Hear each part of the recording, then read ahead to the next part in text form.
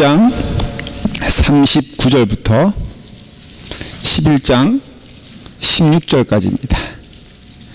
하나님 말씀 요한복음 10장 39절부터 11장 16절까지고요. 자, 우리 다 같이 찾으시면은 함께 읽도록 하겠습니다. 다 같이 함께 읽겠습니다. 그들이 다시 예수를 잡고자 하였으나 그 손에서 벗어나 나가시니라. 다시 요단강 저편 요한이 처음으로 세례 베푸던 곳에 가서 거기 거하시니 많은 사람이 왔다가 말하되 요한은 아무 표적도 행하지 아니하였으나 요한이 이 사람을 가리키어 말한 것은 다 참이라 하더라. 그리하여 거기서 많은 사람이 예수를 믿었느니라. 어떤 병자가 있으니 이는 마리아와 그 자매 마르다의 마을 베다니에 사는 나사로라. 이 마리아는 향유를 주께 붓고 머리털로 주의 발을 닦던 자요, 병든 나사로는 그의 오라버니더라.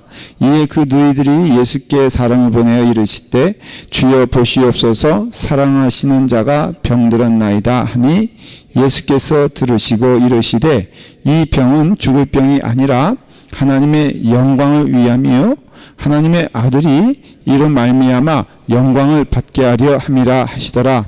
예수께서 본래 마르다와 그 동생과 나사로를 사랑하시더니 나사로가 병들었다 함을 들으시고 그 계시던 곳에 이틀을 더 유하시고 그 외 제자들에게 이르시되 유대로 가자 하시니 제자들이 말하되 랍비여, 방금도 유대인들이 돌로 치려 하였는데 또 그리로 가시려 하나이까? 예수께서 대답하시되 낮이 12시간이나 아니냐? 사람이 낮에 다니면 이 세상의 빛을 보므로 실족하지 아니하고 밤에 다니면 빛이 그 사람 안에 없는 거로 실족하느니라. 이 말씀을 하신 후에 또 이르시되 우리 친구 나사로가 잠들었도다. 그러나 내가 깨우러 가노라.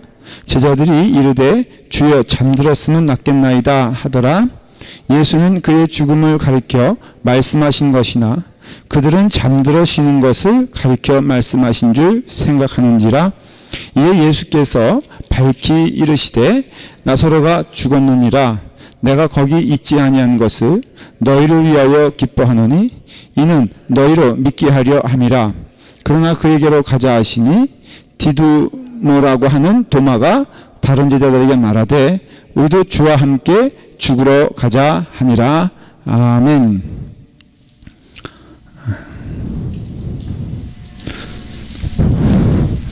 성경 가운데 요한복음은 가장 누구를 말해주고 있냐면은 예수 그리스도를 말해주고 있습니다. 그래서 그 요한복음은 하고 싶은 얘기가 뭐냐면은 예수 그리스도는 하나님의 아들이고 그리스도고 우리의 구원자 되신다라는 것입니다. 그러니까는 예수 안에 모든 것이 있다 이렇게 말을 해도 사실은 무방합니다. 여러분들이 어떤 경우가 되었든 예수님이 그 심령 안에 있으면요, 그 사람은 살은 사람이에요. 아주 간단하게 말합니다. 예수 그리스도 없으면은 그 사람은 죽은 사람입니다. 교회 안에서도 마찬가지고요, 교회 밖에서도 마찬가지고 지금도 마찬가지예요. 너무 간단하게 말하면 여러분 안에 예수 그리스도 있으면요 어떻습니까? 삶이 기쁘고 즐겁지 않습니까? 예. 좀 물어보면 활기차게 대답했으면 좋겠어. 금요일을 다 지쳐가지고 일하느라고 왔다. 그래도 예수 안에 있으면 다 활기차게 믿으시기 바랍니다. 또 너무 또 이렇게 업돼가지고 또 너무 또 그런 것도 그렇고 진실성이 없어 보이잖아요. 예? 맞추기가 내 변덕에 맞추기가 힘들다. 지금 그 얘기하고 싶은 거죠. 목사님의 변덕에 어떻게 맞출 수 있어? 이렇게 말하면 저렇게, 저렇게 말하면 요렇게. 하긴 그 권사의 말씀 듣고 보니까 맞는 얘기네, 그렇죠? 대답을 강요하는 제가 잘못이고, 그래서 간단하게 말하면 예수님이 중심이다 이거예요. 교회도 예수 그리스도가 중심이고요. 그래서 본질적인 것을 볼 수 있는 자는 복된 것임을 알 수가 있어요. 여러분들도 사람을 대할 때 말이에요, 이게 본질을 볼 수 있으면 참 귀한 일입니다. 우리가 결혼하기 전에 얼마나 연애를 하면서 이 사람 저 사람 이렇게 재보고 하지 않습니까? 그거 당연한 것이죠. 평균적으로 여자와 남자가 결혼하기 전에 만나는 전에, 결혼 전에 그 상대들을 봤더니요, 평균이 4명이랍니다. 근데 여기서 당신이 첫사랑이자 마지막 사랑, 이거 다 거짓말이야, 이거예요. 예. 벌써 멋쩍게 웃고 옆에 사람 보고 그러는데 다 그게 진실입니다. 권사님은 남편이 첫 번째였어요? 첫사랑이냐고요? 예. 첫사랑이었어요.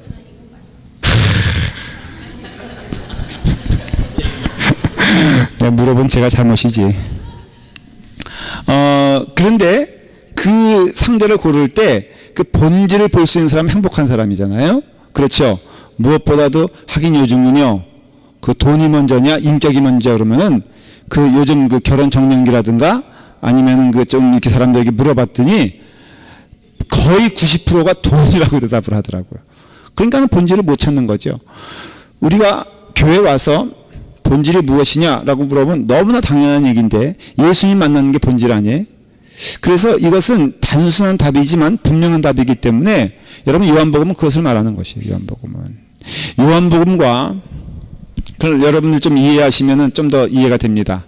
로마서와 요한복음은 성경으로 따지면은 후반기에 쓰여진 책입니다. 거의 마지막에 쓰여진 책이에요. 마태, 마가, 누가, 요한이 있으면 요한이 제일 마지막에 쓰여졌고요. 사도 바울의 그 저서에 있어서 로마서가 차지하는 것은 맨 거의 마지막 때 그 로마서가 쓰여진 것을 알 수가 있어요. 여러분들 그 마지막에 쓰여졌던 건 뭐냐면요, 그 진실한 그 아주 중요한 것들을 어떤 의미에서는 놓치고 있는 거에서 강조하는 것도 되는 거예요. 그렇죠? 로마서의 핵심은 뭐예요? 로마서에 있어서 로마서는 한참 강의하고 있는데 로마서에서 누굴 발견해야 되죠? 예수님 발견해야 되죠. 그래서 지금은 우리가 생활에 대해서 주일날에 말씀을 나누고 있는데 예수 안에 있는 자는 이런 생활을 해야 된다, 그런 내용이고요. 그전에는 우리는 율법으로 우리 행위로 구원받는 것이 아니라 오직 예수 그리스도의 은혜로 구원받아야 된다.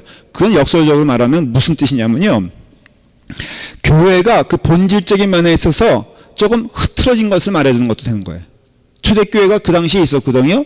바울 시대 때도 있었고요. 그런데 그 초대교회 구성원들이 아니 예수님만 바라보며 나가야 되는데 자꾸 이렇게 딴 것 때문에 갈등을 겪고 힘들다는 것이죠. 사실 가만 생각해보면 인생에 있어서 말이에요, 무엇에 대해서 힘들다고 해도 거의 본질적인 문제 때문에 힘든 경우는 없습니다. 교회 안에서 믿음 생활하는데 힘들다, 근데 저는 예수님 때문에 힘들다는 사람은 거의 못 봤어요. 다 뭐 때문에 힘들어요? 어떻게 보면은 웃기는 것 때문에 힘들다 이거예요. 누가 나의 마음을 상처를 줬다거나 사람들이 나를 무시한다거나, 뭐 심지어는 오늘 음식이 별로 맛이 없었다거나 이런 것 때문에 때로는 시험 들고 화가 나고 그렇단 말이죠. 다 그렇다는 것이죠. 그렇기 때문에 결국은 본질적인 것 때문에 우리가 문제가 되는 것이 아니라 본질적이지 않은 것 때문에 문제가 되는데 초대교도 그랬다는 거예요. 근데 이게 뭐냐면 예수 그리스도란 겁니다. 중심에.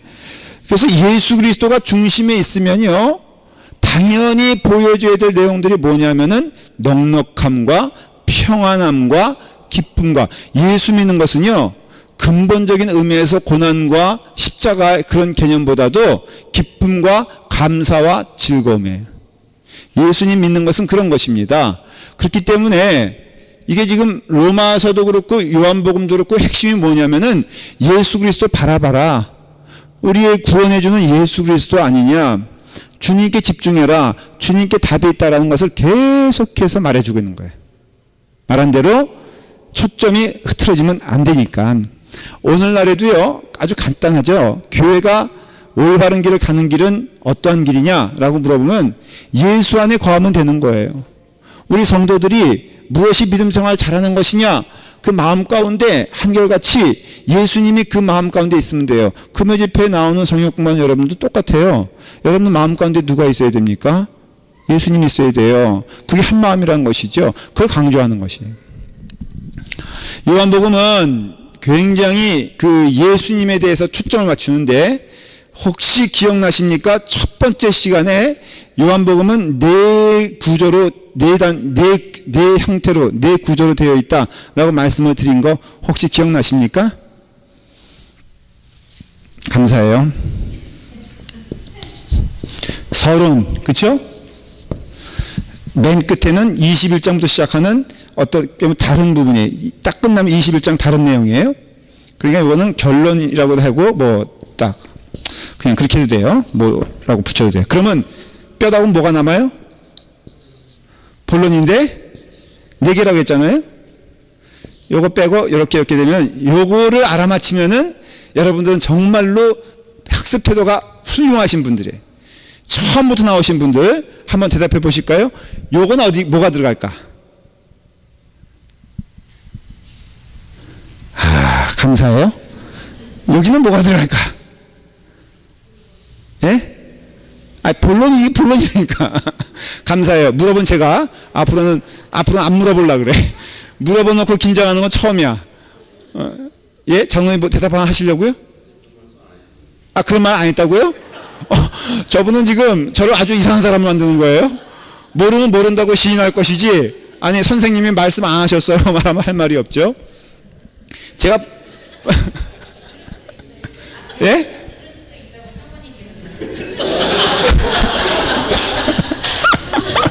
그러니까 저에 대한 크레디빌리티가 다 깨진 거예요. 제가 얼마나 신용이 없으면 주님 어서 오십시오 빨리 하늘나라로 가야 되는데, 이것은요 7개의 표적에 대한 이야기예요. 그렇죠. 그거만 하려고 했어요. 꼭 이럴 테니까요. 그리고 요 내용은 뭐냐면은 예수님의 설교예요. 설교 사실은. 그래서 이것이 어디서 끝나냐면요, 오늘 이제 저희가 10장 했잖아요. 11장 넘어갔잖아요. 그리고 이제 12장부터 해서 13장에 가면요, 이게 목요일날 그러니까 세족식이 13장에 나오잖아요. 그렇죠. 13장, 그러니까 세족식은 어떤 사건입니까? 그렇죠. 목요일날 일어난 사건이에요. 그러면 13장 이유는 그냥 여러분들의 그 표현으로 하면 통밥으로 찍어도 이건 답이요. 13장 이유는 무슨 이야기일까? 시간적으로 뭐 어느 때일까? 그러니까 목요일날 저녁에 세족식을 한 다음에 예수님이 신나게 설교한 내용이라 이거예요. 그러니까는 시간적으로는 1장은 뭐 그 한 뭐 3년 전에, 그 다음에 3장은 한 뭐 2년 전에, 뭐 이게 아니라 시간이 딱 멈추는데 어디서 멈췄냐면은 13장부터는 그게 하루에 이루어진 일이고 12장은 일주일 내에 이루어진 일이에요. 그게 고난주간에 이루어진 일이라 이거예요. 그러니까 시간이 우리가 생각한 것처럼 수년 동안 차근차근 이렇게 쓰여진 것이 아니라, 이해가 되시죠?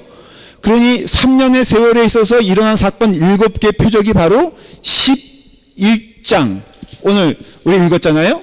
11장에서 끝나는데 그게 바로 3년 동안에 이루어진 일이고, 쉽게 말하면은 세 번째 파트니 그 세족식과 이 내용은 다 뭐냐면은 예수님이 누구신가, 내가 할 일이 무엇인가, 내가 감당해야 할 일이 무엇인가를 쭉 설명해 준 설교 내용이기 때문에 그건 하룻밤에 이루어진 일이라 이거예요.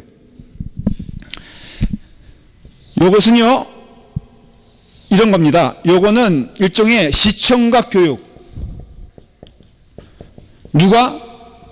예수님이 누구에 대해서? 제자들에게 누구에 대해서? 자신에 대해서. 역시 여기가 옛날에는 우열반이었는데 요즘은 조금 여기도 많이 올라왔어요. 아주 마음에 듭니다. 시청각 교육이라면 이건 눈에 보이는 교육이고, 그 다음에 눈에 보이지 않지만 실질적인 내용을 말한 것은 이 부분이라 이거예요. 그러니까 내용은 똑같아요. 누굴 말해주고 하는 거예요? 예수님입니다. 자꾸 말을 이렇게 예수님이 가르치는데 우리는 딴 거 보면은 곤란하잖아요. 그렇죠? 물론 용도가 여러 가지. 베이킹 파우더 그런 게 있어요? 베이킹 파우더의 용도가 뭡니까? 근데 누가 말하기를 그거 신발 속에 집어넣으면 냄새가 다 없어진다면서요. 아, 그럼 베이킹 소다예요? 베이킹 소다하고 베이킹 파우더하고 뭐가 틀려요? 베이킹 파우더는 부풀리게 하는 거고 베이킹 소다는 맞아요? 지금? 베이킹 소다는 그 먹는 거 아니에요? 가만 이분들이 점점 집중적으로 들어가니까는 자신이 없어지는데? 오케이. 아니 잠깐만 확실하게 아는 분만 대답하세요. 그냥 섣부른 지식으로 설득하려고 그러지 말고 베이킹 소다하고 베이킹 파우더하고 틀린 거예요? 소다는 냉장고 청소도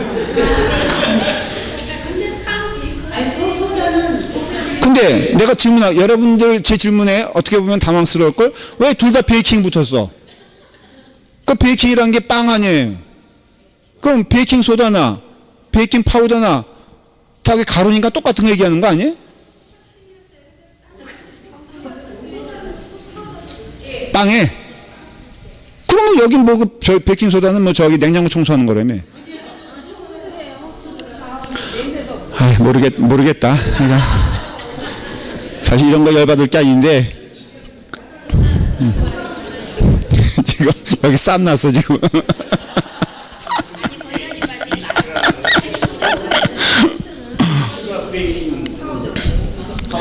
그렇죠.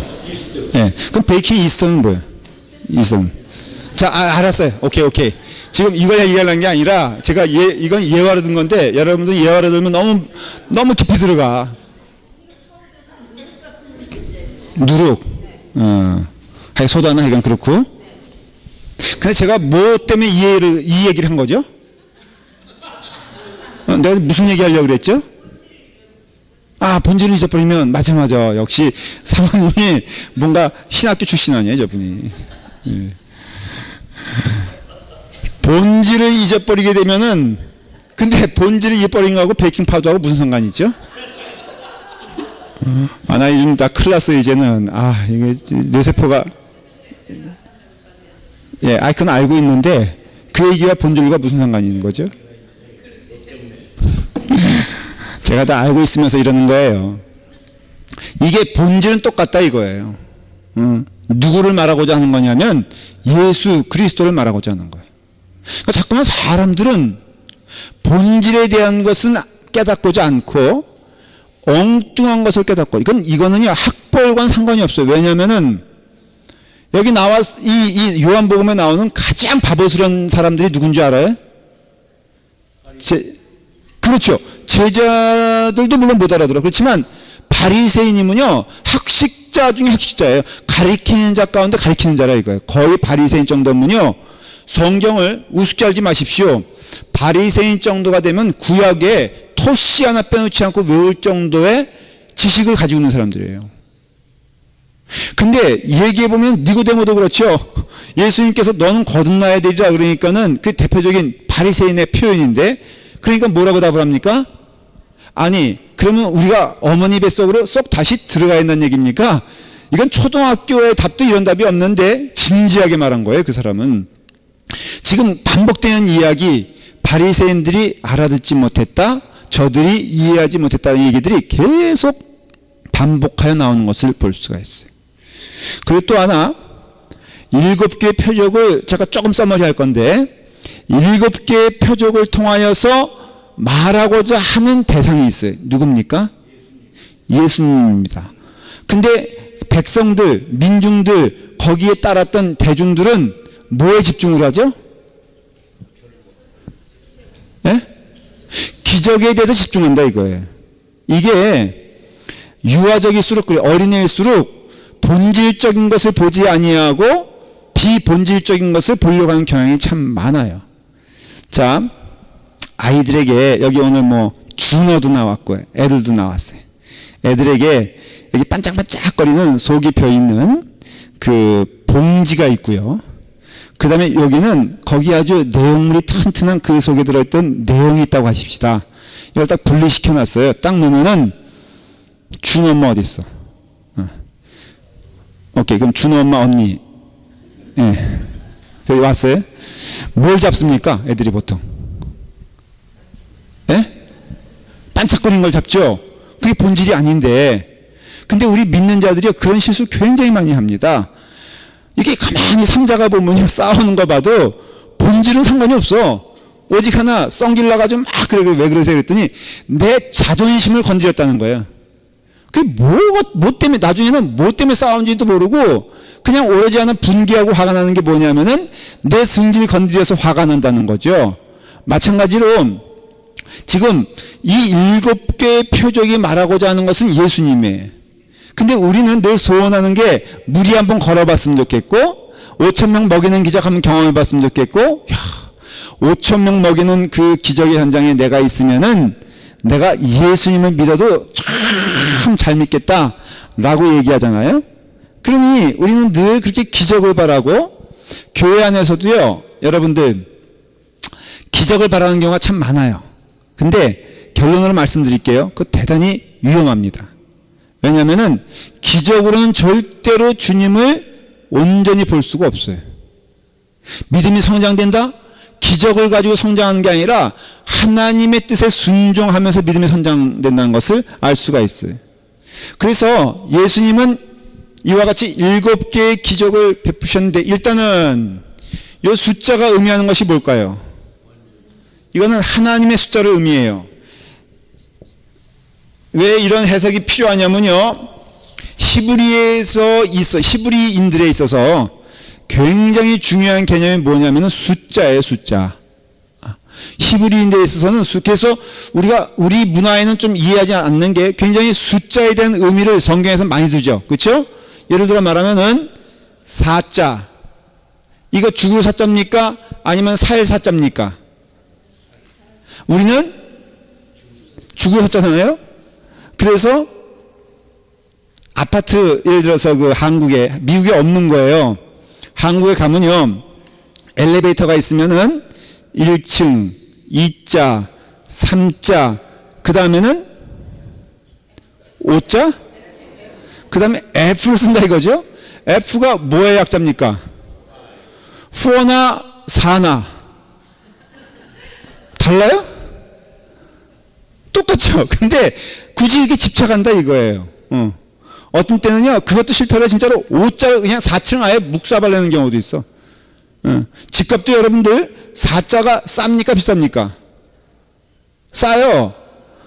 그래서 4자는 무조건 들어가면 안 되잖아요. 근데 이 히브리 사람에 있어 4자는 완전수예요. 완전수. 이스라엘에게서 완전수가요, 4자, 7자, 12, 이게 다 완전수예요. 그래서 유독 4자, 7자, 12 숫자가 많죠. 예를 들어 말하면 이스라엘의 12지파, 예수님의 12제자. 그렇죠? 이게 우연이 아니라고요. 그것이 하나님이 주시는 메시지 계시 속에 포함되어 있어요. 그러니까 하나님의 숫자라고 할 수 있어요. 그 다음에 666, 왜 6자가 트리플이나 들어가 있을까? 6자는 사탄의 숫자를 의미해요. 상식적으로 5자는 사람의 숫자를 의미해요. 그래서 굳이 따지자면 사탄의 힘이 셉니까? 사람의 힘이 셉니까? 라고 물어보면은 사람보다는 사탄의 힘이 센 거예요. 7자는 하나님의 수니까는 사탄이 셉니까? 하나님이 셉니까? 하나님 셉니다. 우리는 성령의 은혜 가운데 성령 받으면은 우리는 하나님의 영으로 거듭난 자가 되기 때문에 내가 셉니까? 사탄이 셉니까? 믿으세요? 여러분 공동묘지에 갈 수 있겠어요? 진짜로? 혼자? 바람 부는데. 예?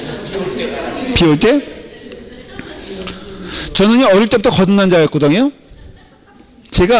저는 기억이 나요. 제가 5살, 6살 정도 됐을 거예요. 초등학교 1학년 때, 저희 전임 목사님이 산속에 사셨어요. 인천 기독병원 원장님으로 부임을 하셨는데, 교회, 그러니까 이사를 안 가시고 거기다 산을 사셔가지고 좀 부유하셨어. 그래서 그 당시에는 아무도 없는 TV, 일제 소니 TV가 그 집에 있었어요. 유일하게. 그래서 저희 형님과 저는 그 집도 참 우리 귀찮았을 거야. 매일 저녁 만화 영화 시작되는 시간이 글로 가는 거야.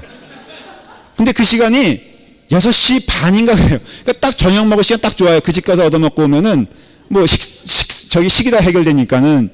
그랬는데 가을 좀 넘으면 6시 반이면 굉장히 어둡습니다. 가다 보면 산이잖아요? 진짜로 바람 불면요. 여러분 저기 전설 따라 함천리 아세요? 예. 그냥 피리 소리 하면서 우우 하면서 옛날에 하면서 나온 게. 근데 제가 그때 느낀 게 뭐냐면요. 하나도 안 무섭더라고. 왜 안 무섭나? 예수 믿어 구원받아 그렇다는 거예요. 왜 이렇게 비웃나? 예수 믿으면요, 사탄이 나를 범접하죠. 그러니까 영적인 세계를 굳이 말씀을 드리면요, 영적 세계는 있죠. 사탄도 있어요. 귀신도 있다라고 성경은 말하고 있고, 실제적으로 어느 날에 있어서도 우리가 일어나는 현상 가운데 좀 진지하게 바라보면 영적인 것이 존재하는 건 사실이에요. 무시할 필요도 없지만은 무서워할 필요도 없어요. 왜냐면은 둘이서 귀신도 약 소리 지르고 나도 소리 지르면은 누가 도망칩니까? 귀신이 도망치게 돼 있어요.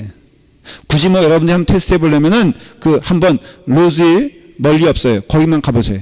거기 밤에도 여나? 이 앞에도 있어요. 멀리 갈 것도 없어. 여기 링컨길에 무슨 이름이 뭐죠? 그거? 포레스트론인가? 아니 포레스트론인가? 거기 가면요, 그 사람 인이 정말 말씀드린 대로 푸른색을 떼요. 그래서 붕붕붕 뛰어다녀. 여러분 거기 가서요, 기도하면은 믿음 잘 성장할 겁니다. 이게 숫자가 주는 의미가 있다는 거예요. 지금 제가 쭉 뭘 나열했냐면 숫자에 대한 의미가 있는데, 왜 7개의 표적일까? 그게 의미가 있는 거예요. 의미가 아주 분명한 의미가 있어요. 여러분 기억하십니까? 첫 번째 표적이 뭡니까? 가나의 혼인잔치, 포도주. 두 번째, 왕의 신하 아들 고친 것. 그 다음에 숫자죠. 38년 된 혈류증이 아니죠. 38년 된 환자를, 혈류증은 여인이고요. 38년 된 병자를 베세다에서 고치죠. 그렇죠. 그 다음에 또, 예? 그 다음에는 오병이어 사건이 벌어지죠. 오병이어 사건. 5개의 떡덩어리와 물고기 2마리로 몇 명을 먹였다? 5,000명을 먹였다라는 기적 이야기가 나오죠. 그 다음에 누구냐면은 바로 무리를 걸으신 사건이 나와요.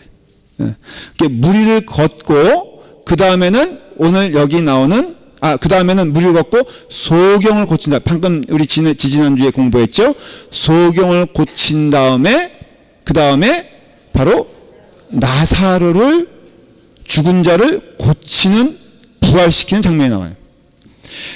모든 스토리의 주인공은 누구라고 그랬어요? 나사로. 오늘 이야기를 우리가 읽었는데, 나사로, 죽은 자 가운데 살아난 나사로 이야기의 주인공은 누굽니까? 라고 물어보면은 여러분들은 대부분 누구라고 대답할 거예요? 나사로다 라고 대답할 건데, 요한복음에서 말하고자 하는 주인공은 전혀 그 사람이 아니고 누구예요? 예수님이세요. 예수님이란 것을 알아야지 오늘 성경 구절들이 다 이해가 돼요. 안 그러면은 이해가 안 되는 말씀들이 꽤 돼요. 중간에 또 이상한, 오히려 나사로가 죽기를 기다린 것처럼 보이는 예수님의 표현들이 있어요. 이해가 되세요? 그러니까는 나사로가 좀 죽어줘야지 마치 예수님이 기적이라도 베풀어 가지고, 그리고 놀라운 일을 보여줘 가지고 전도 많이 하겠다라는 그런 식으로 이해할 만한 말씀들이 있어요. 그러니까는 그게 아니거든요. 이거는 나사로를 통해서 말하고자 하는 내용이 있어요. 뭘까? 생명 하나님의 것이다? 전혀, 예? 또 맞았는데 막 찍어가지고 그냥 이렇게 이것도 얘기해보고 저것도 얘기해보고 해가지고 맞히는 건 맞추는 게 아니지. 근데 맞았어요. 이 나사로를 통해서 예수님이 하고 싶은 얘기가 바로 이것이 나의 표상이라는 것이에요. 그래서 요한복음 좀 어려워요. 왜냐하면은 그러니까 눈에 보이는 그 사건을 얘기하려는 것이 아니라, 자, 요한복음만 쓰는 독특한 단어가 있다고 그랬죠. 뭐라고 했습니까? 기적을 우리는 기적이라 말하지 아니하고 표적이라고 말했죠. 기적과 표적은 틀리다고 제가 설명을 드렸습니다. 기적은 뭡니까? 예? 기적은 미라클이에요. 미라클. 용어 자체도 틀려요. 표적은 사인이에요. 여러분, 사인판이 귀합니까? 사인이 주는 의미가 귀합니까? 의미가 중요하죠. 아, 사인판 보고선 야, 저거 알록달록 참 이쁘게 생겼다, 그런 거 보는 사람 없다는 것이죠. 사인판에서 스탑 하면은 스탑을 해야지, 스탑 하라 그랬는데 가면 죽는 것처럼 예수님이 하는 모든 미라클은 다 미라클이에요. 같은 의미예요. 그렇지만은 그 미라클은, 기적은요, 단순히 그냥 놀라운 사건이라는 뜻이고요, 사인은 무엇인가를 그걸 통해서 말하고자 하는 내용이 있다는 것을 의미하는 거예요. 남녀간에 우리 그 청혼이란 거, 요즘, 옛날엔 없었는데 요즘 뭐 유행하는 게 뭐냐면은, 예? 이벤트. 그 다음에 이벤트 할 때 꼭 어디다가 뭘 집어넣죠? 예? 아이스크림에다가 반지에 집어넣었다가 그 잘못 먹다가 이빨 부러져가지고 또 소송사건하고 이러잖아요, 막. 그러니까는, 자, 어떤 결혼하고 싶어 하는 남자가 청혼하고자 하는 여자에게 뭘 줬어. 주면은 여자 입장에서는 없던 것이 생기니까는 미라클이에요? 아니면은 뭔가 말해주고 하는 게 있으니까 사인이에요? 예? 만일에 그 여자가 그럴 리는 없겠지만 전문적으로 받는 걸 즐거워하는 사람, 그래서 한 애인도 동시다발적으로 5명이 있어가지고 어저께 이벤트하고 오늘 이벤트하고 내일 이벤트 하는데 다 상대가 틀려. 그럴 리는 없겠지만은, 그래서 어저께 받는 것이 즐겁고 오늘 받는 것이 즐겁고 내일 받는 것이 즐거우면 그 사람은 미라클이에요? 아니면 사인이에요? 미라클이에요. 미라클. 사인은 뭐냐면은 그것을 통해서 주고자 하는 그 상대방의 마음을 읽는 것이 사인이에요. 사인. 사인을 읽지 못하는 사람은요, 맨날 구박받을 수밖에 없어. 갑자기 집에 들어갔더니 부인이 막 퉁퉁거리고 입이 이만큼 나오고 그냥 화가 확 났어. 이거는 사인이에요? 아니면 미라클이에요? 사인이에요. 뭔가 있는 거예요. 그걸 알지 못하면은 맨날 바쁘고 다니까. 추장로님 그런 경우가 많잖아요. 응? 응. 그렇죠? 읽는 걸 보는 것은 미라클이고 읽는 것은 사인인데, 요한복음에 나오는 모든 미라클은 다 뭐라고 표현되어 있어요? 사인이에요. 사인이에요. 그러니까는 사인을 읽지 못하면은 말씀을 읽지 못하는 것이죠. 근데 점점 그게 참 재밌는 게요, 이렇게 강도가 높아지는 걸 볼 수 있어요. 하나하나. 처음 시작은 뭐라고요? 가나의 혼인잔치에서 물이 포도주가 된 것. 포도주가 됐어요. 근데 이 이야기를 한번 여러분들 성경을 한번 볼까요? 요한복음 1장으로 돌아가 보면요, 성경은 빨리 피는 우리 그러면 성경 나온 분들은 빨리 발표해야죠. 1장 51절을 보세요.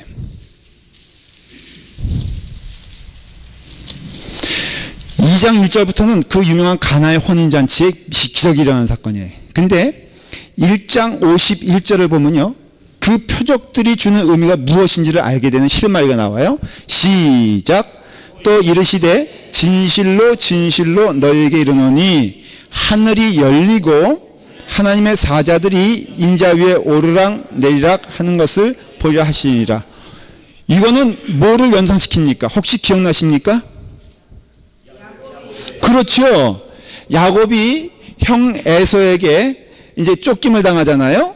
그래서 야곱이 도망가는데 그 광야에서 하룻밤 잘 수밖에 없는 그것이 베델이라는 곳인데, 잠을 잤는데 꿈을 꾼다는 거죠. 꿈을 꿨는데 거기 보니까 천사들이 사닥다리에서 하늘로부터 땅에까지 와르락 나르락 하는 장면을 본 거예요. 하나님과 이 땅이, 그래서 거기가 그 뜻이 뭐냐면은 베델, 하나님의 집이다, 하나님이 나와 함께 하신다 라는 것을 체험한 그 현장인데, 그 이야기를 예수님이 하시는 거예요. 뭘 뜻하는 거냐면은, 이제 봐라, 내가 이 땅에 온 것은 하나님이 이 땅에 온 것이라는 것이에요. 하늘의 문이 열리고 너희가 이제 내가 하나님이요 하나님의 아들이요 너희의 죄 가운데 죽을 수밖에 없는 영혼들이 나를 통해서 구원받는 사건들이 이제는 일어나게 될 것이다 라는 것을 예언한 것인데, 그 다음에 뭐가 일어납니까?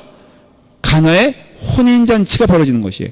그러니 이 7가지 모든 표적은요 다, 자, 소경된 자가 눈을 떴어요. 뭐에 대한 논쟁이 벌어지기 시작하죠?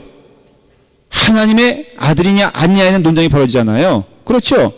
그러니까는 이 모든 것들이 문이 열리면, 하늘의 문이 열리면서 이제는 예수님께서 하나님의 아들이시요 하나님인 것을 보여주기 위해서, 그래서 이제는 기적이 시작되는 일들을, 표적이 시작되는 일들을 보여주는 것이라 이거예요. 그러니 표적이 문제가 아니고 집중이 아니고 누가? 예수님이 집중되어지는 일들을 보게 되는 것을 볼 수가 있어요. 그래서 가나의 혼인잔치 전에 바로 이와 같이 예수님께서 오르락내리락 하는 그 모습을 보는 것이죠. 자, 요한복음 11장으로 돌아와서요. 11장 25절. 좀 어려운 말씀이에요. 해석을 좀 해드려야 됩니다. 25절 26절 시작.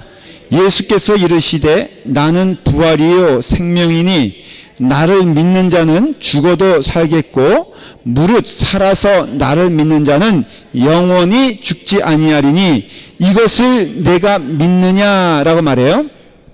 이게 좀 어떻게 보면 이해하기 어려운 말씀인데 이건 두 가지를 얘기하고, 먼저 25절에 예수께서 이르시되 나는 부활이요 생명이니 나를 믿는 자는 죽어도 살겠고, 요거는 쉽게 설명하면 누굴 말하냐면 나사로를 말하는 것이에요. 나사로 죽었어요 살았어요? 죽었다 살았죠. 그러니까는 나를 믿는 자 나사로는 죽었는데, 그런데 어떻게 된다고요? 살게 될 것이다. 이건 지금 살아난 사건을 두고 얘기하는 거예요? 아니면 살릴 것을 두고 말하는 것이에요? 살릴 것을 두고 말하는 거예요. 아직 살아나지 않았어요 나사로는.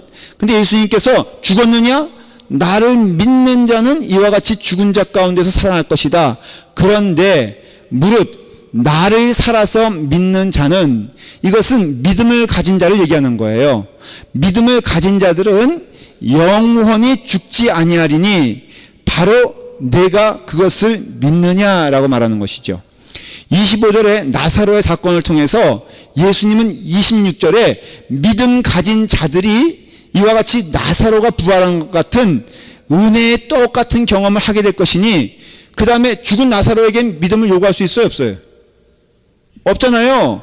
이미 그는 믿음을 가진 자예요. 예수님은 믿는 자예요. 그러니까 이는 살겠고, 살아있는 너희들에게 물어보는 거예요.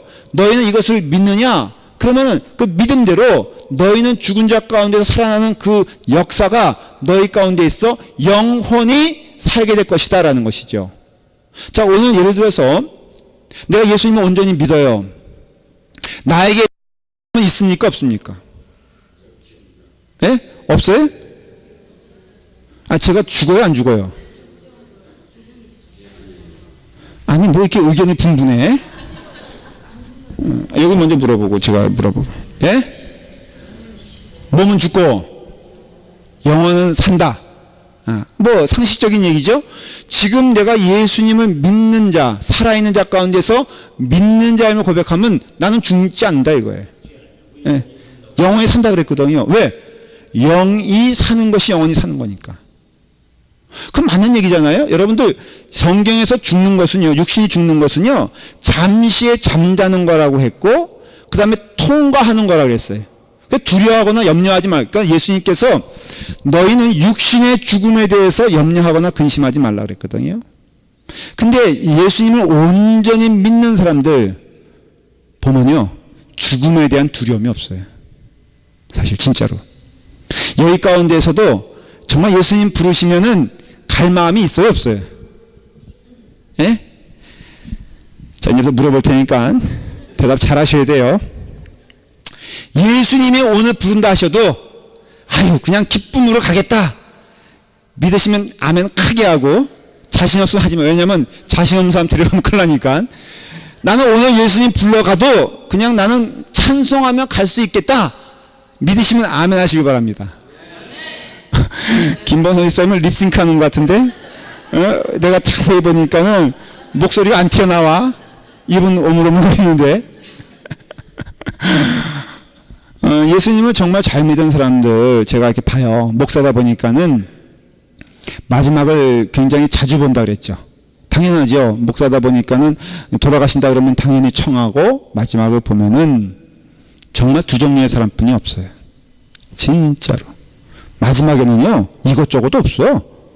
뭐 재산 있고 적고도 없고요. 뭐 학벌 그렇게 그러는데 그거 여러분들 그거 아니에요. 그러니까 오직 하나 지옥 가냐 천국 가냐 이거기 때문에 그 마음 가운데 그 심령 가운데 예수님 믿고 온전히 구원받은 사람은요 천국을 보기 때문에 더 얼굴이 환해져. 이영중 권사님이 이번에 가시는데 저는 바로 몇 시간 전에 제가 예배를 드리고 아주 숨을 거두실 때는 못 봤어요. 근데 이동화 권사님이 목사님 예배 드리고 난 후에요. 그 다음에 그 남편 얼굴이요 그렇게 환해지는 것을 봐서 제가 너무너무 감사합니다.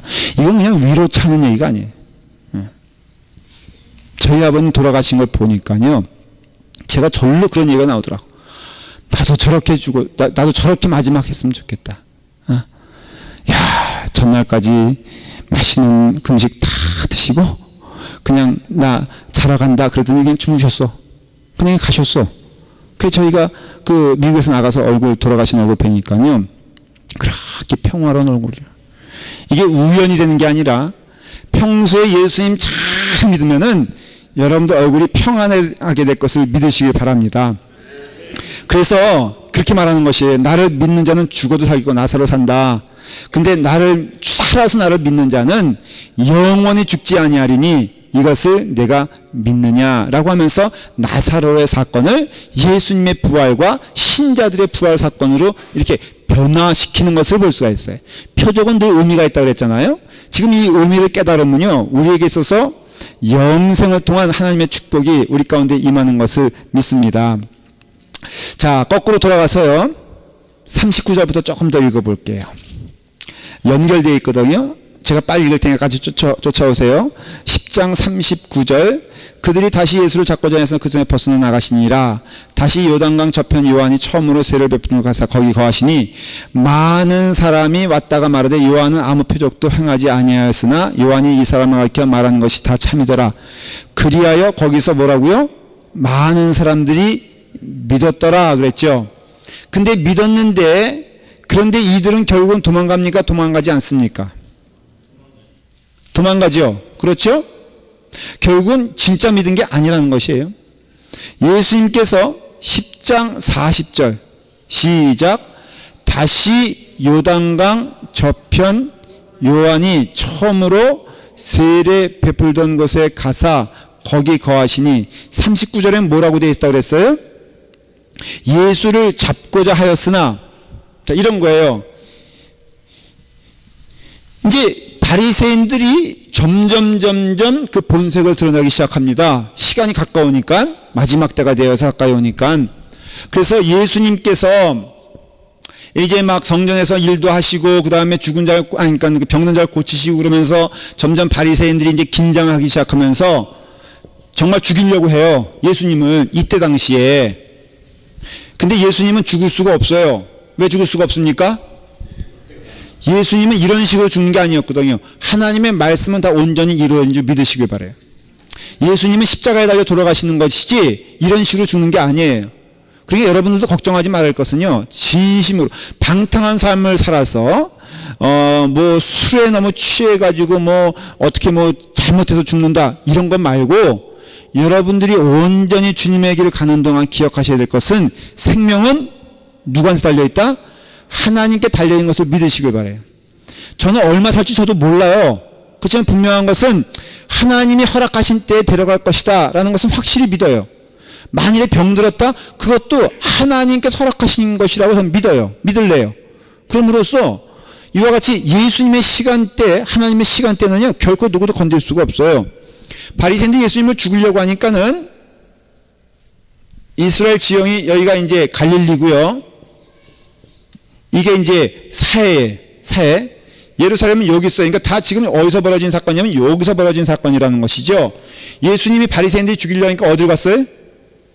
요단강 건너갔어요. 동편으로 갔다 그랬어요. 그러니까는 여기로 간 거예요.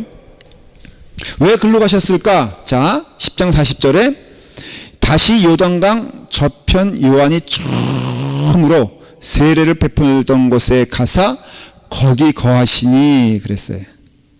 근데 거길 거하신 이유가 사실은 그 여호수아를 보면요 의미가 있는 거예요. 왜냐하면 여호수아가 요단강을 건너기 전에 동편에 몇 지파와 12지파와 요단강을 건너기 전에 여호수아가 대기하고 있었어요. 누구를 무너뜨리기 위해서?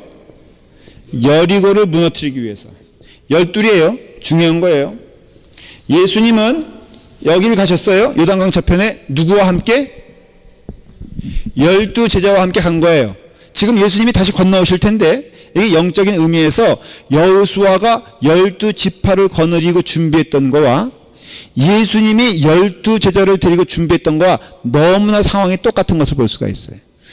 여호수아 3장 2절에 보면요 또 숫자가 나와요. 3장 1절부터 제가 읽어볼게요. 찾으셔도 되고 제가 있는데 쫓아오셔도 돼요. 또 여호수아가 아침에 일찍이 일어나서 그와 모든 이스라엘 자손들과 더불어 시딤에서 떠나 요단에 이르러 건너가기 전에 거기서 유숙하니라. 사흘 후에 관리들이 진중으로 들어다니며 백성에게 명령하여 이르되 언약궤 매는 장면이 나오고 요단강을 건너는 장면이 나오는데 며칠 후에? 사흘 후에. 숫자가 나왔어요. 숫자는 의미가 있다고 그랬죠. 며칠 후에? 그 3일 후에요. 이 3일 후가 뭘 의미하는 걸까? 그렇죠. 예수님이 부활하신 숫자가 3일이란 거예요. 3일. 이게 우연이냐? 그렇지가 않아요. 11장 6절을 보세요. 예수님 11장 6절. 자, 요한복음 11장 6절. 마치 퍼즐 하는 것 같아요, 여러분들. 그렇지만 쫓아오시길 바라요. 시작. 나사로가 병들었다 함을 들으시고 그 계시던 곳에 이틀을 더 유하시고. 아주 이상한 스토리가 나와요. 이거는 진짜 이해하기 어려운 얘기. 왜냐하면 자, 다급하게 병들었어요. 죽었어요. 그러니까 예수님이 하루 빨리라도 필요한 시간이에요. 근데 예수님께서 그래 내가 빨리 달려가마 그러지 아니하고 뭐라고 돼 있어요? 이상한 얘기잖아요. 그렇죠? 나사로를 사랑하시되 얼만큼 사랑하셨냐? 눈물을 흘리시면서 통곡할 정도로 사랑하신 게 나사로예요. 자, 여러분들 몸이 아파서 의사에게도 가지만은 목사님에게 목사님 빨리 와주셔야 돼요. 그러면 제가 만일에 그런 전화 받았다. 한국에 있다. 달려옵니까? 안 달려옵니까? 네? 한국에 있다 할지라도 달려와야지. 그렇잖아요. 상식이잖아요. 그런데 예수님께서 그래 내가 너무너무나 마음이 아프구나.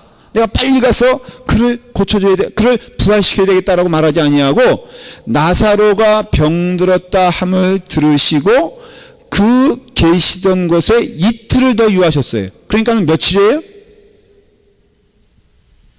이틀을 더 유하셨어. 그러니까 어나더 이틀이야. 그러면 다 합하면은 3일이잖아요. 그렇죠? 이상하잖아요. 왜 예수님은 거기에 굳이 3일을 머무르셨어야 될까? 왜 3일을 머무르셨을까? 그거는 성경의 말씀이 이루게 함인데 이것은 바로 나사로의 죽음의 부활을 강조하려는 것이 아니라 그 사건을 말하는 것이 아니라 예수님이 십자가에 달려 돌아가시는 3일의 사건을 말하고자 하는 것이. 그러니까 포인트가 틀린 거야.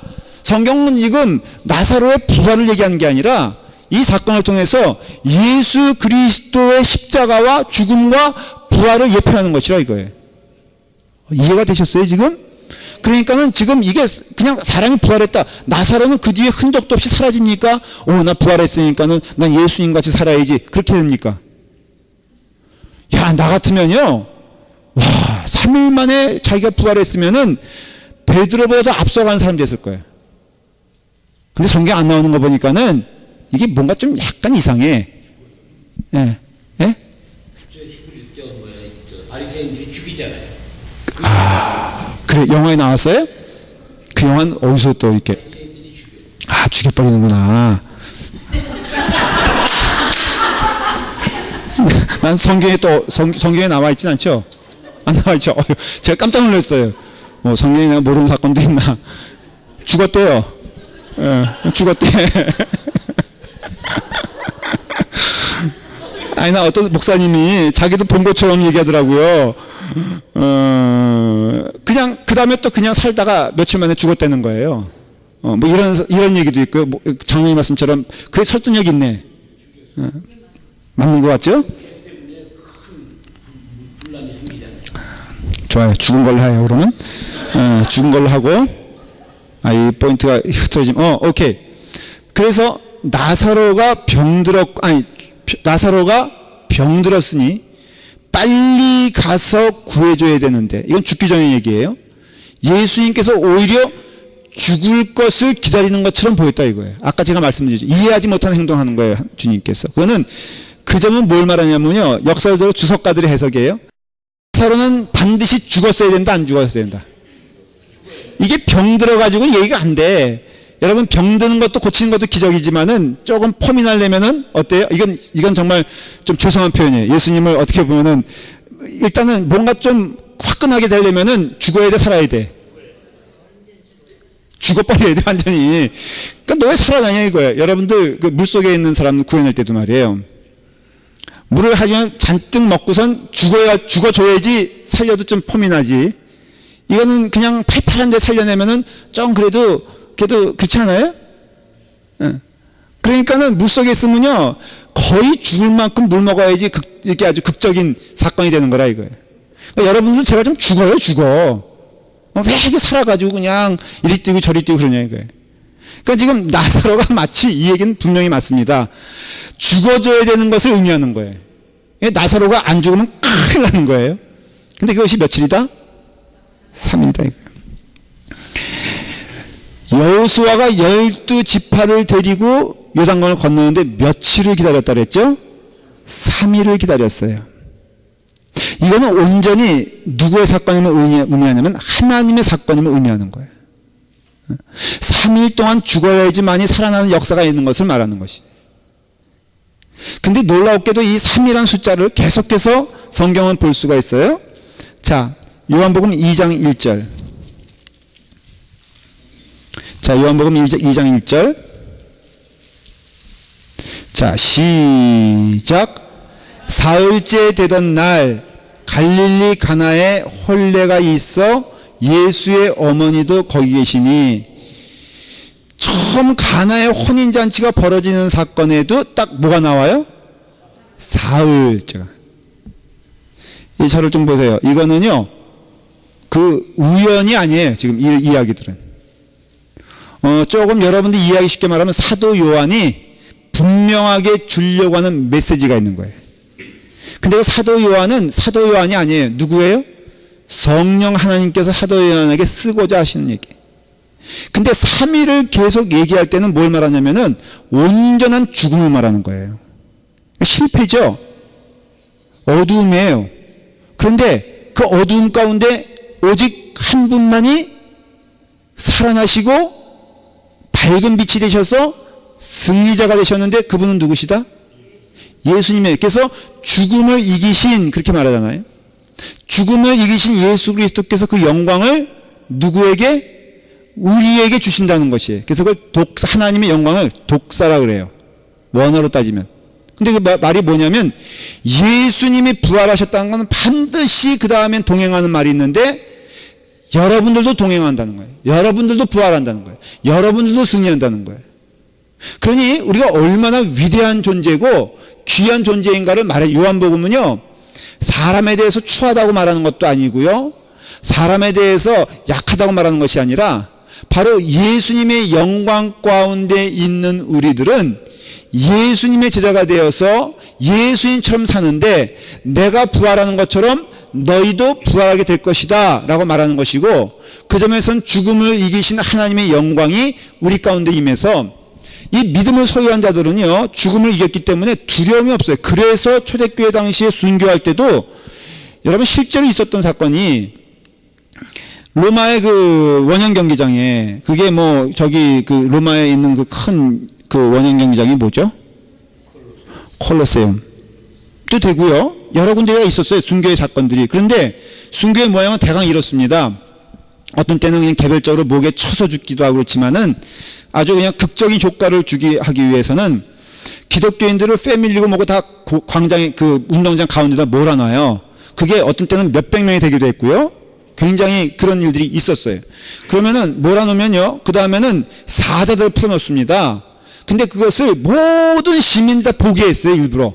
그러니 근데 여러분 이해하지 못하는 문화가 로마 시대 때 문화는요, 사람 죽이는 것을 재밌어 했어요, 아니면 슬퍼 했어요? 재밌어 했어요. 그래서 검투사 여러분도 아시죠? 검투사도 사람을 죽이는, 우리는 어떻게 사람 죽이는 것을 저렇게 잔인하게 볼 수 있나? 그 당시엔 그것이 최고의 오락이었어요. 사람이 사람을 죽이는 것, 그 다음에 맹수와 사람이 싸우는데 절대로 안 도와줬어요. 그러니까는 맹수를 찔러 죽이면은 살면은 그 사람 영웅되는 것이고, 그 다음에 죽으면 그냥 죽는 거예요. 그러니 이 기독교인들이 순교를 할 때 우리는 어떻게 그런 일이 벌어질까 하지만은 그 사람들에게 뭐였어요? 재밌는 오락이었어요, 오락. 실질적으로. 그리고 봤어요. 야, 너희가 믿는 예수는 뭐 사흘 만에 부활하기도 하고 하늘에서 기적이 내리기도 하고 불도 내려온다는데 한번 보자. 정말로 네가 믿는 하나님이 그렇게 구원해 주는가라는 흥미로운 마음으로도 있었어요. 그러니까 그 광장 그 안에 그라운드 안에 수백 명이 있는데 7살 난 6살 난 어린아이도 있었어요. 패밀리니까는. 그래서 이제 사자가 막 몰려옵니다. 많은 관중들이 보고 있습니다. 흥미진진하게. 근데 이 사람들이요, 찬송을 부르는 거야. 그리고 아이에게, 얘야, 조금만 지나면은 우리에게는 영광된 나라가 임하게 될 것이니 두려워하거나 염려하지 말아라 하면서 찬송 부르는데 그 얼굴이 천사와 같이 빛났다고 기록되어 있어요. 그래서 그 보고 있던 관중과 군중들이 거꾸로 저 사람들이 대체 뭐길래 우리 같으면은 두려워하면서 살려달라고 그러고 울부짖어야지 재밌는 건데 그러지 아니하고 오히려 찬송 부르며 얼굴에 광채가 빛나니 저들이 믿는 것이 무엇인가에 대해서 궁금해지기 시작했어요. 그래서 오히려 그런 순교가 그 기독교의 인구를 굉장히 많이 넓혀놓습니다. 심지어는 나중에는 황제가 죽이려고 해보니까 기독교인들을 자기 부인이 기독교인이 돼버린 거예요. 역사적으로 있던 일이에요. 자기 딸이 예수 믿는 자가 됐어. 그 왜냐하면은 이와 같이 죽음을 이기신 예수 그리스도의 권세가 우리 가운데 임해서 죽음을 이겼다면요, 여러분들 그 다음에는 나머지 이야기가 무슨 소용이 있겠어요? 이와 같이 예수님께서는 사흘째 되는 날, 요한복음 2장 1절에도 사흘째 되는 날, 여호수아가 4일째 되는 날, 또 나사로가 병들었다며 들으시고 그 계시던 곳에 이틀을 유하였다라고 하는 그 모든 이야기들은 뭘 말하냐면은 죽은 자 가운데에서 살아나신 바로 예수 그리스도의 영광을 위하여 이 일들이 벌어지는 것을 예언하시는 거예요. 요한복음 11장 4절. 자, 이제 좀 여러분들이 더 이해되게끔 제가 설명을 드릴게요. 시작. 예수께서 들으시고 이르시되 이 병은 죽을 병이 아니라 하나님의 영광을 위함이요 하나님의 아들이 이로 말미암아 영광을 받게 하려 함이니라. 이것도 이상한 말이에요. 그렇죠? 이것은 이 병은 어떻다고요? 죽을 병이 아니래요. 그런데 죽습니까 삽니까? 그러니까 예수님 말씀이 잘못됐죠. 아니, 이 병은 죽을 병이 아니다라고 예언을 하셨어요. 저기 나사로는 죽었어 안 죽었어? 그때 이미 죽어 있거든. 그런데 마치 죽지 않은 것처럼 이 병은 죽을 병이 아니다 말했는데 이것은 누구의 영광? 하나님의 영광을 위함이요. 하나님의 영광은 뭐예요? 하나님의 영광은 부활이에요. 죽은 자 가운데서 다시 살아나신 예수 그리스도의 영광이 하나님의 영광이고, 모든 예수 그리스도를 믿는 자들은 죽은 자 가운데서 다시 살아나심을 예수님께서 예언해 주셨다 이거예요. 여러분 죽으면요, 여러분 천국 갑니다. 죽으면요, 여러분들 하나님의 영광 속에 들어가는 거예요. 그래서 예수 안에 죽은 자들은 뭐가 있다 그랬죠? 복이 있다 그랬어요. 교회 안에서 예수 믿으면서 여러분 하나님 나라 부르심 받는 건 복입니다. 어차피 인간 다 죽어요. 죽는데 바로 이와 같이 이 병은 죽을 병이 아니라, 이것은요 이렇게 해석하면 이해가 안 돼요. 제가 좀 더 해석을 해드릴게요. 이 병은 죽을 병이 아니라 라고 번역된 것은 좀 잘못 번역됐어요. 이렇게 번역하면 맞아요. 이 병은 죽음으로 끝나지 않을 것이다 라는 뜻이에요. 그러니까 이 병은 죽을 병이 그런 뜻이 아니라 이게 뭐 미리 앞날에 죽는 산다 이 얘기 아니라 이 병은 죽어. 그건 맞아. 그러나 죽음으로 끝날 것이 아니다 라는 것이에요. 사흘 만에 살아나잖아요. 그러니까 우리도 마찬가지예요. 우리의 모든 일은 하나님의 은혜 가운데 있다면요, 반드시 이 일을 통해서는 하나님께서 영광 받으시는 줄 믿으시길 바라요. 이건 죽음의 문제뿐이 아니에요. 예를 들어서 저에게 실패가 있잖아요. 고난이 있잖아요. 이건 고난으로 끝날 문제가 아니라 고난을 통해서 하나님의 영광을 우리는 보게 될 것이에요. 여러분 비즈니스 어렵잖아요. 그 가운데 여러분들 믿음을 지키기 위해서 땀을 흘리고 몸부림쳐야 되잖아요. 이 모든 과정을 통해서는 이것이 우리에게 불행의 사건이고 우리에게 고통의 사건이 아니라 오히려 하나님의 영광을 드러내는, 하나님께 영광을 드리는, 하나님의 영광이 증거되어지는 놀라운 축복의 시간임을 말해주고 있는 거예요. 여러분 혹시 여러분 가운데 고난의 사람들이 있어요? 고통의 사람들이 있어요? 그건 죽을 병이 아니에요. 죽을 병이 아니라 죽음에서 끝나는 것이 아니라 하나님의 영광이 임함이고 하나님의 아들이 영광을 받게 하시려고 그런 역사가 일어난다라는 것이 이 나사로의 이야기다라는 것이에요. 그래서 6절에 말한 대로 나사로가 병들어 땀을 드시고 그 가시던 곳에서 어떻다고요? 이틀을 더 유하신 이유가 바로 그런 이유 때문이다라는 것을 성경을 보면 알 수가 있어요. 예수님은 나사로를요 사랑하되 얼마큼 사랑하셨느냐? 35절을 한번 보세요. 읽지 않았잖아요. 35절을 보시면, 자 시작. 예수께서 눈물을 흘리시더라. 이에 유대인들이 말하되 보라 그를 얼마나 사랑하셨는가 하며 그중 어떤 이는 말하되 맹인의 눈을 뜨게 한 이 사람이 그 사람은 죽지 않게 할 수 없었더니 하더라. 지금 예수님은 나사로를 사랑하시되 눈물을 흘리시며 사랑하세요. 근데 유대인들이 그러니까는 야 저렇게 사랑하는 나사로라면은 왜 죽게 내버려 뒀는가? 나사로는 죽었어야 돼, 살았어야 돼? 나사로는 죽었어야만 돼요. 그래야지 살릴 수 있는 거예요, 쉽게 말하면은. 그러니 여러분 가운데 혹시 다시 말씀드려요, 고통과 고난과 어려움이 있다 할지라도 하나님의 손이 짧아서 여러분들을 그 구원시켜 주지 않는 것 아니고, 하나님의 손이 짧아서 여러분들 고통 가운데서 꺼내주는 게 아니라 그 고통 가운데 뭐가 있다? 뜻이 있다는 것을 말해주는 것이에요. 여러분 절대 예수 믿는 자들은 망하지 않습니다. 예수 믿는 자들은 하나님의 손 안에 있음을 믿으시길 바랍니다. 지금 만일에 내 안에 어떤 절망적인 상황이라 할지라도 그건 죽고 망하는 문제가 아니라 하나님께서 역사해 주시는 과정이니까는 믿고 죽은 자 가운데 살리신 그 예수 그리스도를 우리는 믿는 믿음 안에서 죽음에서 생명으로, 절망에서 영광으로, 어둠에서 빛으로 변하게 되는 것을 여러분들 그걸 믿으시고 깨달으시길 바라요.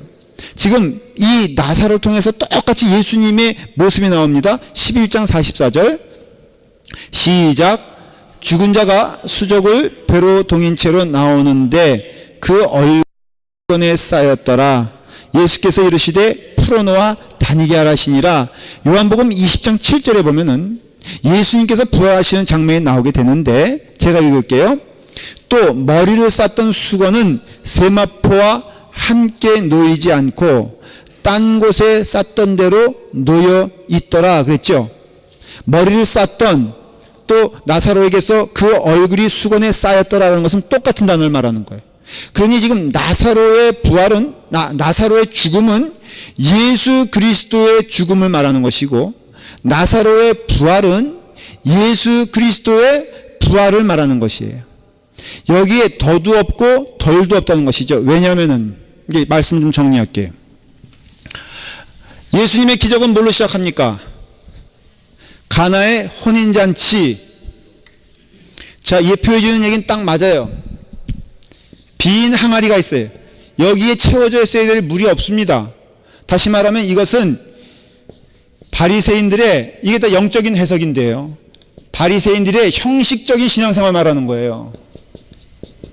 있었어요. 예배 드리는 자들도 있었고요, 제사도 열심히 드렸고 교회 열심히 들락날락 했어요. 바리새인들은 그래서 자기들이 믿음 있는 줄 알았어요. 근데 정작 열어놓고 보니까는 빈독이라 이거예요. 거기에 생수의 물이 채워져 있어야 되는데, 거기에 포도주가 있어야 되는데, 거기에 빈독이 돼버렸다 이거예요. 여러분 가끔 믿음 생활하면서 경험하지 않습니까? 예수 그리스도 안 하면 다 빈독이에요. 저는 가끔요, 제가 이건 도전적으로 말씀드리는 거예요.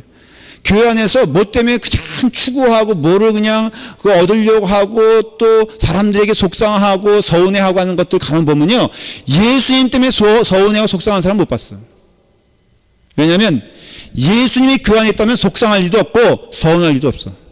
아주 쉽게 말하면 교회 안에서 속상하고 시험 들고 막 그런 것들은요 다 가짜예요. 그거 추구할 필요 없는 건데 하고 있는 거예요. 이렇게 말하면 좀 여러분도 시험 드나? 그러니까 결론 말하면 교회 안에서 시험 들 수가 없다. 논리적으로 예수님이 안에 있으면은, 진짜가 내 안에 있으면은 논리적으로 말하면 시험 들 이유가 없어. 진짜인데. 그러니까는 시험 들었다는 것은 사실은 그 스스로에 대한 증명인데요, 가짜 붙잡고 있다 이거예요. 지금 이거 예배는 잘 드리는 것 같죠. 뭐 그럴 일 없겠지만은 그냥 굳이 예를 들면은 성가대 가끔 이렇게 솔로 하고 그러는데, 뭐 사모님이 솔로 하시나? 난 사모님 보고 한 얘기는 아니야. 근데 귀인전 들을지어다 본인이라고 생각하면 그래도 뭐 내가 막진 않겠어. 자, 딱 했어요 기껏. 근데 노래를 어떻게 그렇게 해? 그런 사람이 한 사람이도 있었겠지, 그죠? 그럼 시험에 들어 안 들어? 안 들어요? 그러면 예수님이 저 안에 꽉 찬 거예요. 물론 지금 교회 대회형이니까 또 말은 또 저렇게 하고 마음은 다를지 모르지. 참 저게 어려운 게요, 목사도 힘든데.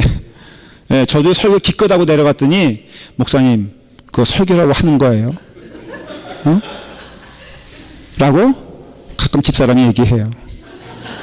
그래서 목사가 말이에요, 하지 말아야 될 일 가운데 하나가 주일날 오후에 같은 차 타고 가는 게 아니래. 사모님하고 100% 싸움 난다는 거야. 그래서 우리는 꼭 다른 차 타고 가지 않습니까? 그러니 우리가 이게 형식적인 이 빈 항아리 가지고 가는 경우가 참 많다는 거예요. 그래서 여러분들이 그런 건 줄 모르고 살아간다면 깨달으셔야 돼요. 예수님께서 그 안에 뭘 채워놓으세요? 생수를 채워놓으시고 포도주를 만들어 버리잖아요.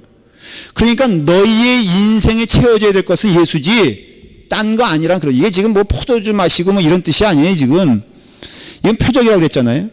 이와 같이 너희가 먹고 마셔야 될 것은 예수지 나지 딴 거 아니란 걸 얘기해 주는 거예요. 7번째 기적으로 딱 멈춰버립니다. 끝나요. 그게 뭐라고요? 부활 사건을 얘기하는 거예요. 나사로 사건을요. 주는 메시지는 분명해요. 이와 같이 포도주로 시작한 스토리가 결국은 사흘 만에 죽은 자 가운데 살리신 예수 그리스도의 능력이 너희에게 또 나에게 임하게 될 것이다. 내가 먼저 죽은 자 가운데서 살아난 자가 돼서 죽음을 이기신 권세가 되고, 그 이기신 권세로서 너희들도 죽은 자 가운데서 살은 자가 되어서 나와 함께 영생을 누리게 될 것이다. 이거는 우리가 듣는 사도 바울의 고백이기도 하고 성경의 메시지예요. 이것을 해석한 것이 로마서가 되고 고린도 전후서가 되고 갈라디아서가 되고 다 되는, 갈라디아서는 빈 항아리 얘기하고 있는 거예요.